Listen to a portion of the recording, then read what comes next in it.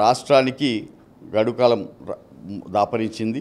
ఎందుకంటే ఏ విధంగా అయితే ప్రజలకు అన్ని రకాలుగా మేము పనులు చేస్తామని చెప్పి ఇన్ని రోజులు మభ్యపెట్టి ఓట్లన్నీ కూడా లాక్కున్న ప్రజలు ఇవాళ ఇవన్నీ ఉత్తమ మాటలే కదా అని చెప్పడం జరిగింది. అంతేకాకుండా ఇవాళ రాష్ట్రంలో పనిచేసి కోయిల్ సాగర్ కింద ఉన్న రైతులకు నీళ్ళు ఇవ్వకుండా, జూరాల ప్రాజెక్ట్ కింద నీళ్లు రైతులు ఇవ్వకుండా, పాలమూరు లిఫ్ట్ ఇరిగేషన్కు దాదాపు 5 ఏళ్ల కింద నీవు శంకుస్థాపన చేసి ఒక్క ప్యాకేజ్ కూడా పూర్తి చేయని వాళ్ళు, డబుల్ బెడ్రూమ్ అన్నిటిని ప్రామిస్ చేసి ఇవ్వని వాడివి, ఇటువంటి అన్నిటిని కూడా నీవు ఇవ్వకుండా నేను ఏదో దేశాన్ని ఏలటానికి పోతాను, దేశంలో ప్రధానమంత్రి అవుతాను అని చెప్పి ఎవరైతే ఈ మాటలు మాట్లాడుతున్నారో అవన్నిటిని చూస్తే ఇవాళ నిజంగా కూడా ప్రజలు ఇక్కడ చాలా అంటే టీఆర్ఎస్ పార్టీ అనే దాని మీద నమ్మకం ప్రజలకు పోయింది.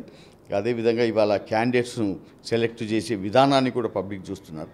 ఎందుకంటే ఉద్యమం చేసి కష్టపడి రాష్ట్రాన్ని నిలబెట్టిన నాయకులకి వాళ్ళందరికీ కూడా టికెట్లు అన్నీ కూడా ఇవ్వకుండా ఇండస్ట్రియలిస్ట్ తోటి, అంటే నాకు తెలిసింది ప్రజల ద్వారా ఏంటంటే అన్నిటికంటే గొప్పగా నా సీటే వాడినట, నా సీట్కే ఎక్కువ పైసలు వచ్చినాయంట, 200 కోట్లు వచ్చాయంట నా సీటు.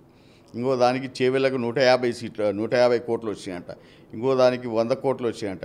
అంటే నా సీటు ప్రజలు మెచ్చిన నా సీటుకు, ప్రజలు ఆదరించిన నా సీటుకు ఇంత పలుకు ఎప్పుడు రేట్ ఎప్పుడు పెరుగుతుంది?